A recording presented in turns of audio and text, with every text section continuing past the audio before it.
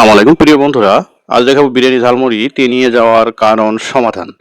তো মূলত ভিডিওটি সম্পূর্ণ দেখতে থাকুন। খুবই উপকারী একটি ভিডিও। যারা বিজনেস করে থাকেন বিরিয়ানি ঝালমুড়ির চিপস, পাঁপড় ভাজা, বুট ভাজা, ছোলা বুট, বাদাম, চিড়া ভাজা ইত্যাদি নিয়ে যারা বিজনেস করে থাকেন মূলত ভিডিওটি তাদের জন্য। ভিডিওটি সম্পূর্ণ দেখলে বুঝতে পারবেন আর জীবনেও আপনার মুড়ি নিয়ে যাবে না এবং মুসমুসে একটু কমবে না এবং আপনার বিরিয়ানি ঝালমুড়ির যে ঘ্রাণ স্বাদ সেটি অটুট থাকবে এবং স্বাদ এবং ঘ্রাণ খুবই গাঢ় হবে।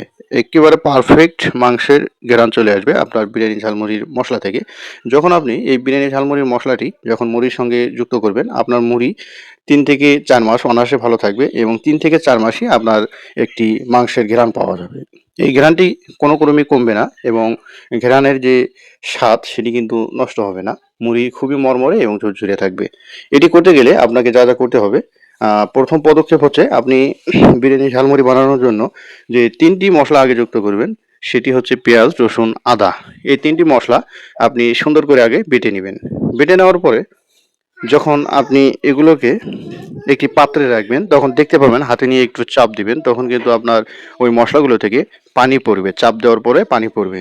তো মূলত এটি হচ্ছে প্রধান সমস্যা। এই পানিগুলো আগে অর্থাৎ জাল করে আপনার চুলার ভিতর যে কড়াই দিবেন, কড়াইয়ের ভিতর তেল ছাড়া আদা, পেঁয়াজ, রসুন এই ৩ বাটা আপনি সুন্দর করে ভেজে নিবেন। তেল দেওয়ার আগে অর্থাৎ কষানোর আগে এই ৩টি উপকরণ সুন্দর করে ভেজে ঝরঝরে করে নিবেন, মরমরে করে নিবেন। কোনো ক্রমেই পানির অবস্থান এই মশলাগুলোর ভিতরে রাখা যাবে না। যদি পানি থাকে তাহলে বুঝে নিতে হবে যে আপনার মশলাটি সঠিকভাবে হচ্ছে না। প্রায় আমি যে মশলাটি আপনারা দেখতে পাচ্ছেন পেঁয়াজ, রসুন এবং আদা, আমি প্রায় ১.৫ ঘন্টা এগুলোকে জাল করে ভেজে নিয়েছি। ভেজে নিয়ে যখন আমি অর্থাৎ লালচে কালার পেয়েছি, তখন হাত দিয়ে চাপ দিয়ে দেখেছি যে কোনো ক্রমেই কিন্তু এর ভিতরে পানি নেই। কেননা আপনি যখন এই পেঁয়াজ, রসুন, আদা এই ৩টি উপকরণ সুন্দর করে ভেজে নিবেন না, তখন এর ভিতরে কিন্তু পানির অবস্থান থাকবে। যখন তেল দিবেন তারপরেও কিন্তু পানিগুলো তেলের সঙ্গে যুক্ত হয়ে যাবে। যখন আপনি মুড়ির সঙ্গে মিশ্রণ করবেন তখন আপনার মুড়ি কিন্তু নষ্ট হয়ে যাবে, তেনিয়ে যাবে, মুসমুসে মরমরে ভাবটা কমে যাবে। এটাই কিন্তু প্রধান সমস্যা। আরেকটি কারণ যে অনেকে বলে যে ভাই আমি মশলা তৈরি করি, আমার মাংসের ঘ্রাণটা বের হয় না, সুগন্ধি বের হয় না। এর চূড়ান্ত সমাধান হচ্ছে আপনি এই মশলার সঙ্গে গরম মশলা, গরম মশলা যাকে বলে যে গরম মশলা এবং জিরা এগুলো কিন্তু যোগ করতে হবে। তো এটি নিয়ে আমাদের মূলত ভিডিও ইতিমধ্যে আপলোড করা হয়েছে। আপনারা সেই ভিডিওটি দেখে আসতে পারেন। আর আজকের মূল উদ্দেশ্য হচ্ছে যে মুড়িতে নিয়ে যাওয়া। এই মুড়িতে নিয়ে যাওয়ার সমাধান একটাই, আপনি পেঁয়াজ, রসুন, আদা সুন্দর করে বেটে নেওয়ার পরে আপনি ভেজে নেবেন। ভেজে নিয়ে পানির যে অবস্থান রয়েছে সেই পানিগুলো শেষ করে দিবেন অর্থাৎ শুকিয়ে ফেলবেন। তাহলে কিন্তু আপনার মুড়িটা অর্থাৎ কোনো ক্রমেই তেনিয়ে যাবে না, ছিটে যাবে না অথবা নষ্ট হবে না। এরপরে আপনি যে মশলাগুলো দিবেন সেগুলো লক্ষ্য করবেন যেন পানির অবস্থান কোনো ক্রমেই না থাকে।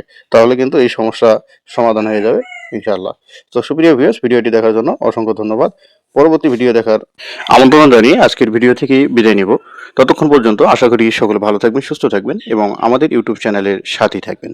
আর পাশাপাশি আপনাদের যদি কোনো প্রশ্ন থেকে থাকে অথবা কোনো বিষয় যদি আপনাদের বুঝতে সমস্যা হয় তাহলে আমাদেরকে কমেন্ট করতে ভুলবেন না। আমরা অবশ্যই আপনার কমেন্টের আলোকে আরেকটি ভিডিও বানানোর চেষ্টা করব ইনশাআল্লাহ। এছাড়া আপনারা কি রিলেটেড ভিডিও দেখতে চান, কি নিয়ে ভিডিও দেখতে চান, অর্থাৎ ব্যবসায়িক যে কোনো সমস্যার সমাধান যদি পেতে চান তাহলে কমেন্টে আপনারা প্রশ্ন করতে পারেন। আমরা উত্তর দেব এবং সেই আলোকে আপনার নাম প্রকাশ করে অথবা গোপন রেখে আমরা ভিডিও বানানোর চেষ্টা করব ইনশাআল্লাহ। ধন্যবাদ সবাইকে।